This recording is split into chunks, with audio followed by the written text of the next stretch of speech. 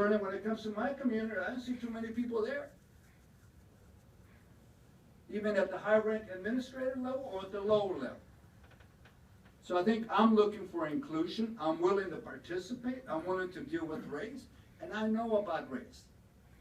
The first thing that happened to me growing up, going to the Oakland schools, walking to school from 23rd Avenue with Reginald Lewis, our neighbor. Reginald went that way, and I went that way when we got in the classroom. And all of a sudden, I went to school, I became Mexican. I thought I was American. But I went there, I became Mexican. Down the line, I became Mexican-American. Down the line, I was Chicano. Down the line, I was Hispanic. Down the line, I'm Latino now. But hell, I'm American as you are. And one of the reasons when I do all my cleanup, all my activities with kids Monday through Friday, that's why I put the American flags there. So all the white folks driving up and down can see we're American, not illegal aliens. Because I was born here. I may speak Spanish, but I was grown here. And I lived with African American families, and I lived with Chinese Hawaiian families. By the 9th grade, I was living with different families every day, every year. So I understand that process, but at the same time, for me to create, and I would need an explanation, because when I look at the makeup of the committee, right, and with all due respect, Councilmember Brisk, when I look at the committee, at the staffing levels, I got the wrong program. I got the wrong equity program. Let me look at this.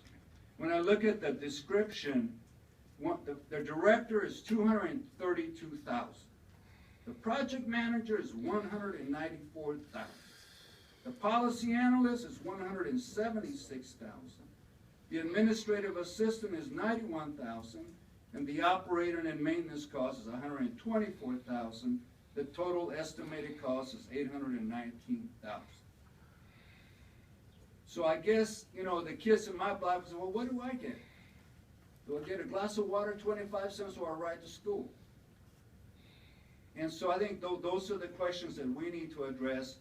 But I would recommend Councilmember Brooks and the rest of the council is, you know, first of all, I think we have to look at each other where we are here in Oakland, council-wise, working together. And I think some of us have the same values, but perhaps different interests. And also recognize our staffing, our administrative staffing, because we all have a responsibility to serve the people in Oakland.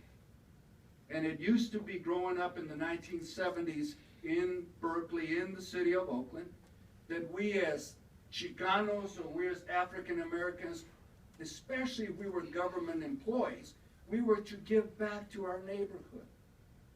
We were to volunteer in our neighborhood. We were to take Johnny and get him to school. But I think that's something that's lost. And that's something that is lost within government. I am more concerned about what's happening out there in the Middle East and all than I am concerned about what's happening in East Oakland. And that's the investment of the dollar where it's going today. And so for me, I'm willing to continue the debate and discussion on this item, but I think we as council members need to be in unison about implementing, and at the same time we need to get our administrative staff, those that are making decisions at Parks and Recreation and other departments that impact all of us. But at the end of the day, all I want to say is we as Latinos in this city, we're looking for inclusion. I'm not asking you to give me the whole pie. Give me 25 cents and I'll be happy with it.